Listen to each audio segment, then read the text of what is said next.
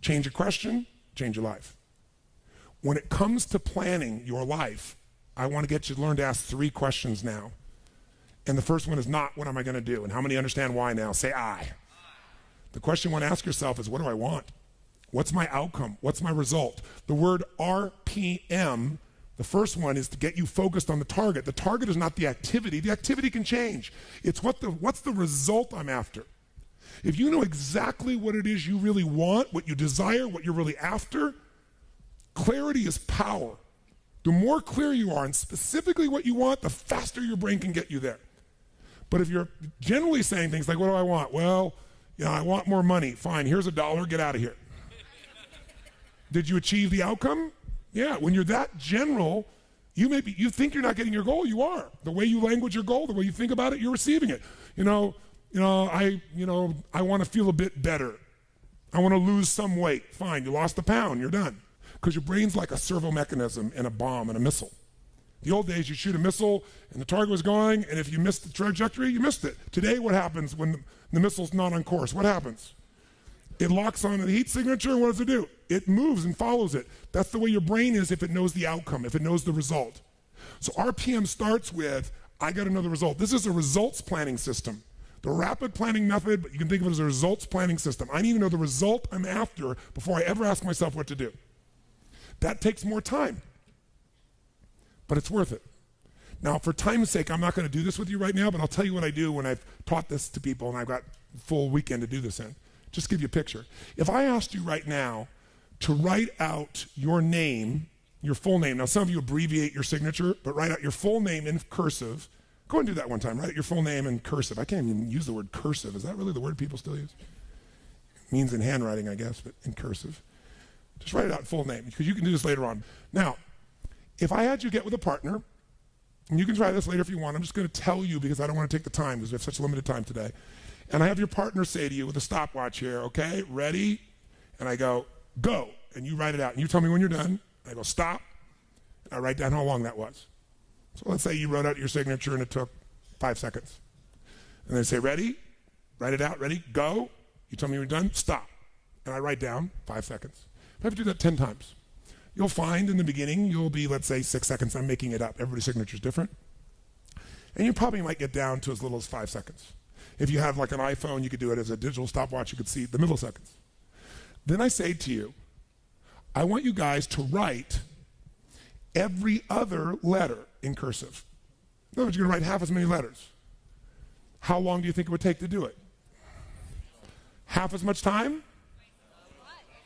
Most of you, it'll take twice as much time in the beginning, and then eventually, what's interesting is, if I do it 10 times, and the last 2 or 3, and this makes no logical sense, and again, I don't want to take the time to have all of you do this 10 times, 10 times, 10 times, but you can go do it on your own, I'll just tell you the result.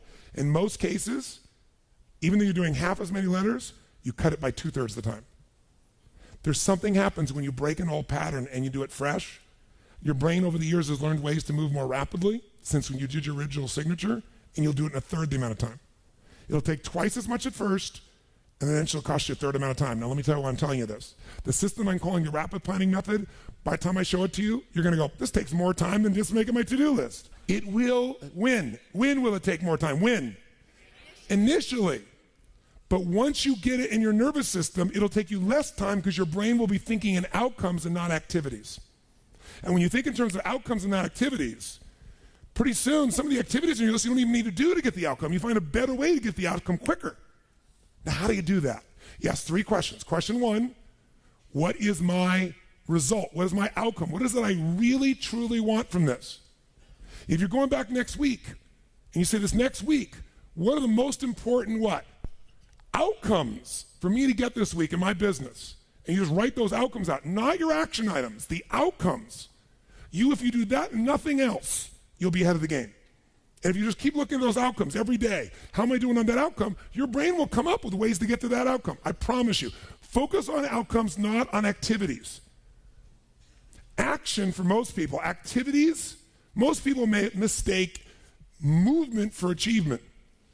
They mistake action items and to-dos for achievement. We're after the achievement. Are you with me on this? Yes or no? Yes.